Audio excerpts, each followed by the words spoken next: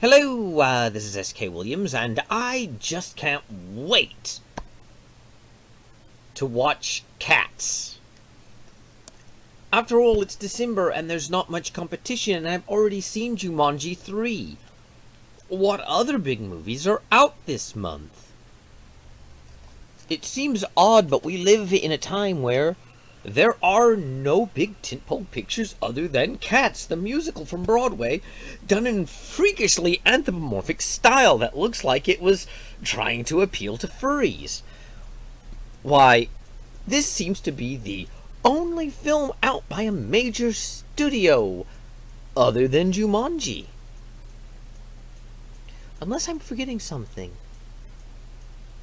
Something perhaps from my past. Something from a long time ago. Far, far away. Perhaps in another galaxy. Oh, that's right, Star Wars. Okay, enough fooling around, but I am going to go see both Cats and Star Wars. I have a very special friend who wants to go to see Cats. And the truth is, we intend on sticking it to the mouse by going to Cats opening week and going to Star Wars the week after. We don't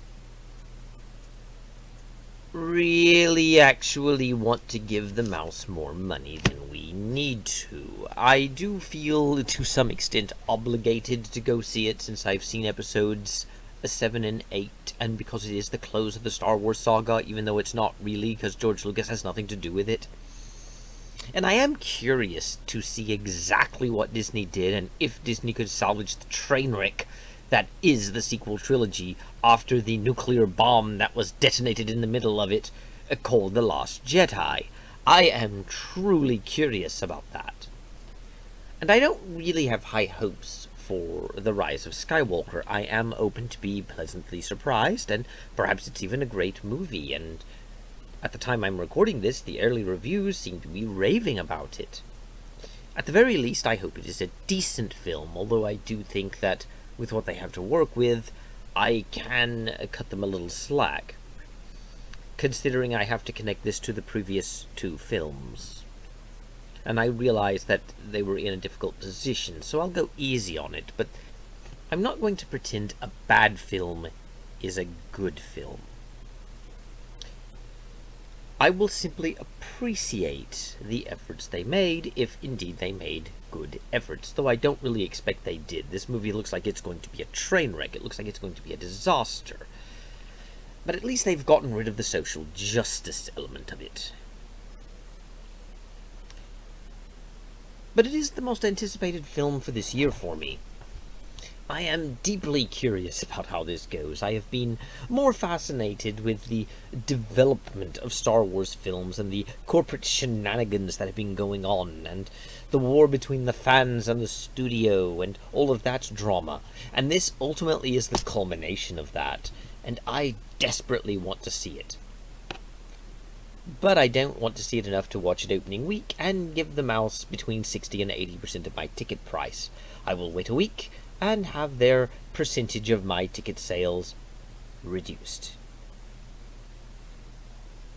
Still, I do wonder how this goes, and I recently watched on H&I an episode of Star Trek Voyager. Threshold is considered the worst, not just the worst Star Trek Voyager episode made, but the worst Star Trek episode ever made. And the truth of the matter is this: I rather enjoyed it, because I realized it was bad, and it was insane, and it was awful, but it was better than certain other episodes, which, forgive me if you are not a Star Trek aficionado, but I've seen episodes that I dislike more than Threshold, like Dear Doctor.